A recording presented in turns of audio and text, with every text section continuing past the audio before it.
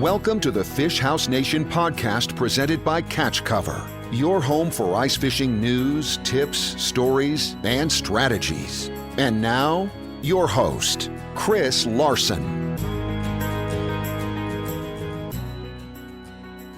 Welcome to the Fish House Nation podcast. Today we are talking a Minnesota hotbed for walleye fishing, Mille, and with us today is Mike Verdeja and Ben Lipinski from Beachside Resort in Mille.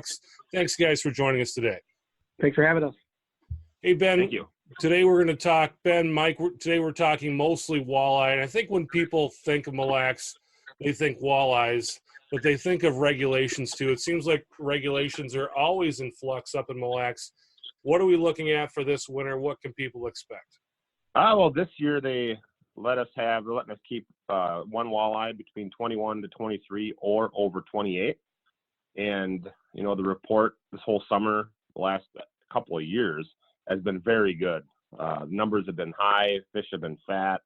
There's been plenty of bait fish, so there's no shortage of action when you're going out fishing. Last winter, we ran a fishing contest, and we had multiple fish that were over 30 inches in length. So it's a great place to catch a lot of fish if you're looking to get into some action for sure. Yeah, I think that's kind of something that a lot of people really are confused about. The lake is very intensely managed, but I think people think that there's kind of a shortage of fish on the lake or the fish are down. But why is Mille so intensely managed? Well, I believe that, over the last few years, it's really just been more of a kind of a battle, on this poundage that they're setting for us. This quota, the quota's set low, but it doesn't really have a reflection of how many fish are in the lake. It's just they're trying to take it easy on the lake so we don't over harvest. We have the tribal harvest going on during the lake, as well as we're really in close proximity to the cities. So I think they're making sure, hey, we don't run into an issue like some of these other fisheries have had. So it's not very tough for someone to get up here and come and take their four and just head home, being that we're only an hour and a half to 2 hours from the Twin Cities. What makes Mille unique as a fishery? Well, I think there's a few things. One, like Mike was saying, it's real close in proximity to the metro area, and it's one of the larger bodies of water in Minnesota. There's also many different type of structures with the mud, the gravel, the sand, and the rocks, and you don't get that in a lot of different lakes. So with this big lake, you have tons of transitions, tons of structure all across the lake. And, it is a big lake, but there are also some bays in it as well. So there's some areas that, like Walk-On Bay and Isle Bay in particular, they freeze over quickly. So, and they have a lot of big fish. So there's, big northern, big muskie, big walleye, tons of perch, bluegill, and crappie. So there's a good assortment of fish as well, along with the tulipy and, an occasional gillpout. So a lot of different fish there to target. And let's talk a little bit about that structure. You hit on it there. There are a lot of different types of structure. And I think people kind of think of this lake as like this section has this and this section has that and this section. You kind of break down how Mille sets up for someone who's thinking about coming up there. The whole lake, especially, I would say more so in the summer, is where you kind of get those fish staging into the, sand warms up here and then they kind of transition south. In the wintertime, all the fish kind of just run in towards the shores in the fall. And every section has it. The bait fish are up in the pencil reeds. They're hitting those shallow transitions. Tulipies are coming in. So there's a lot of forage on the shores.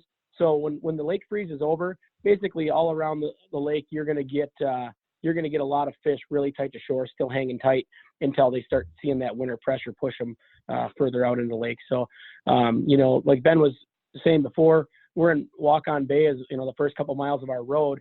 And, we're really fortunate to freeze up early. We have a lot of bait perch in this bay. They're all over the pencil reeds, the weed beds. So there's a ton of predators in here, including big walleyes right off the bat. So, some of our first spots will be 200 yards offshore, and we'll just work out as the season goes on. And you'll get that, I would say more so early ice all around the lake, where you can start in really tight The fish, you don't have to be very far offshore at all. You could be in 6, 7, 8 feet of water catching nice big walleyes through the ice. And when do you guys expect early ice? I actually drove by the lake yesterday, and there was a little bit of ice along the edge, but seems like things are kind of turning back the other way with the weather we've had lately. Yeah, we've had ice on the bay for probably 10 days, maybe even closer to 2 weeks. We're not advising anybody to get out there because it is really early, but there's been people fishing out there. There was 5 to 6 inches, but with the rain and the warm-ups, it's just not a safe bet to head out yet. And we're just waiting for really good, solid ice so that we can, start our roads. What is the early ice walleye fishing like up there? Well, the season starts, they open it up December 1st. So, last year we were out there by December 1st with some like side-by-side, four-wheeler traffic, things of that nature, which is typically pretty early for this lake. It looks like it's not going to really drop off till next Wednesday for the temperatures, the freezing temperatures. So we're still hoping to get out there right around the first week of December and have, some significant traffic out there, potentially even being able to dolly some wheelhouses, up close into some of our local spots within a couple hundred yards. But, it's going to really dictate what Mother Nature throws at us. We're like Mike said, 5 to 6 inches right now. And we need to see that stuff solidify a little bit more and get closer to that 1 foot mark before we really start making some waves here. What's your favorite way to chase walleyes on Mille Lacs? I think that there's 2 different ways that people like to fish Mille Lacs. I mean, I enjoy them both. There's the fish house thing is huge here. It always has been, all the way back as far as people had these skid houses covering the lake. But I really do like night fishing and having the tip ups out and the rattle reels down. I think that's a staple of Mille Lacs, considering that some of these bigger bodies of water you go to, you don't have a night bite. So I think that's unique to our lake. You can sit around, cook dinner, play cards, and honestly might be in the best bite of your day on rattle reels, or, guys use the boxes outside, the heated boxes. And that's how I grew up fishing out here was, having these candles in boxes, keeping the holes open, and, it could be 10 below, but we were still out there pulling up 25 to 30 inch walleyes overnight and all evening. And, I think that's a big time reason that people come to this lake. I think they love being able to do that, and it's unique to our fishery. What are your favorite baits to use on Mille Lacs when you're chasing walleyes, lures, colors? What's your thing? What are you guys rigging up? I try to keep it pretty small on spoon selection. I do like, jigging spoons there. You can drop them fast. A lot of our running and gunning, when you're not in the house in the evenings, I like to get the sleds or the ATVs out into that, stuff further away from the pack, drill a lot of holes. And I'm usually using, I start with something shiny, whether that's gold or silver, 1.5 inch long, vertical drop spoons. But every once in a while, especially early in the year, I'll use a more aggressive, like a ripping bait, whether that's a lipless crankbait or jig and wrap style puppet minnows, something that's going to move around a little more and get a little more aggressive bite. People are going to Mille Lacs for the first time, thinking about doing some ice fishing out there for walleyes. Where should they start? Well, they should start at beachside. You definitely, if you come up early, you don't have to go far. Looking for weed lines is a good thing to do in the beginning of the year because the bait is still in there. So, there's a lot of resorts around the lake. They're going to tell you, okay, they'll give you some pointers. Yeah, we got weed beds over here. Our first road goes out to this transition, try there. So the resorts, I would say, are pretty friendly to giving reports when you get there because everybody wants you to catch fish. But I would say, if you're coming up to the south end of the lake, especially, I was out there right before the lake iced up in my boat. The bait is all tight to shore, 10 to maybe 14 feet of water at most is where you really have to look. And if you can find weeds in there, it's going to help you out because that is going to be where there's a lot of bait still holding. What do you think the most common mistake that people make on Mille Lacs when they're ice fishing out there? What do you think that is? Probably going too far or trying to, overstretch their boundaries. I think that most people think, oh, we got to get way out here. And, they're always just trying to push it further. I learned a lot, going out of beachside here over the last year or so. A lot of our really nice fish have been caught right tight in this bay. And that carried on all the way through the season. When the fish house is pushed out, the fish stayed in and got better as it get quieter inside. Another thing too is a lot of the people they go off-road, and we don't check, the resorts don't check a lot of this. We can't check everything. So we check our roads very good, and we check whatever offshoots that we have, but people will go off our roads, and sometimes our roads are closer to reefs than people think, and they'll drive over these shallow, rockier areas, and those rocks can heat up and create thin ice, or you can go over some reed beds, and those can hold heat as well, and they can get into some trouble with putting a vehicle or a side-by-side or something down through the ice. So that's another issue that we've seen with. Luckily, we haven't had anybody go off road with us and do that, but that's a common thread about people that are getting into danger is they're going off the resort roads and trying to do their own thing. So stay on the roads. Stay on the roads, or know what you're doing. Sure. Just don't go willy-nilly Baja across the lake, because that's where you get yourself into some trouble. Plus, there's pressure ridges and different things like that can cause a lot of problems. Yeah, it's a big piece of water. We've been talking walleyes, and I've asked you some questions. Was there something that you guys really want to talk about with walleyes that I haven't asked you about? Especially with the definitely the negativity shined at Mille Lacs. We touched on it earlier. I think that on a positive note on that, I'd just like to add in, people have been coming back pretty strong over the last even 5-6 years. It really wasn't that long of a lull.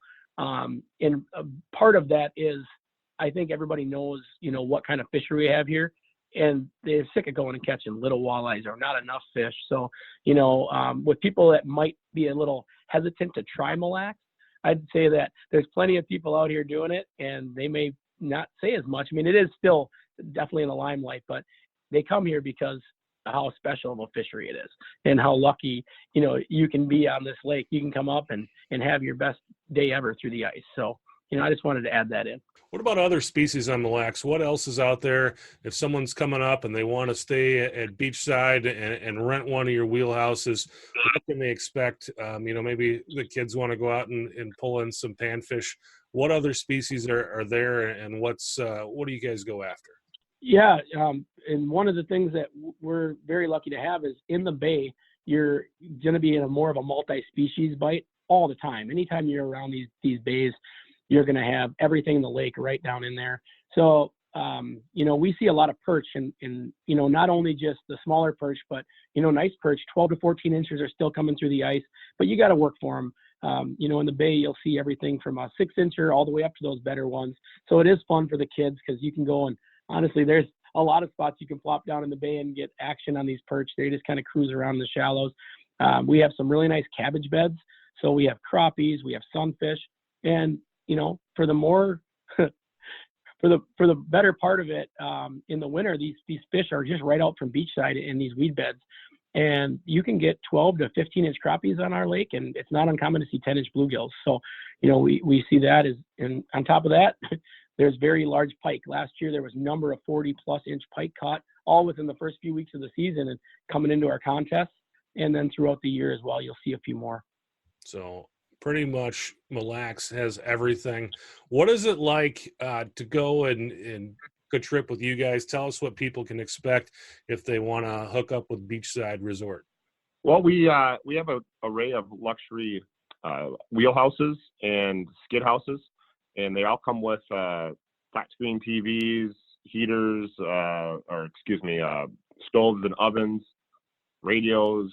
I mean, luxury high-end equipment if you want to rent cameras or flashers or any of those types of things. They all come with generators, or the 8 luxury ones come with generators as well. We can accommodate anywhere from 4 to 12 people. We also are open to, we sponsor corporate events as well. So we team up with some of the different restaurants and establishments in the area. And we also run a fishing contest every weekend. So whenever you rent a fish house from us, you're also automatically entered into our fishing contest, where you can win prizes like ice augers, fish traps, gift certificates, things of that nature. Awesome. So really anything for anybody. If you want to bring the whole family up, you can. If you want to come up with some buddies, you guys got that covered as well. So lots of cool stuff going on up there on Mille. If you want to get up there and get a chance to fish this legendary lake, definitely check out the guys at Beachside. It's beachsidemn.com. And do you guys have some social links and some social accounts that you want to talk about? Yeah, we keep up on Facebook. So the best way to check ice reports, fishing contests, the bite, all that stuff, if you go to Beachside Resort MN, that's our Facebook page. Like us there and stay up to date with what's going on with the lake conditions and with the bite. And we'd love to have you up here and show you a good time. Awesome, man. Can't wait to get out on the ice and relax. And looks like we're set for another awesome season. Appreciate it, guys. Thanks for coming on, and we'll talk to you next time. Thanks for having us. Thank you. Thanks for listening to the Fish House Nation podcast presented by Catch Cover. For more ice fishing content, visit our blog at catchcover.com.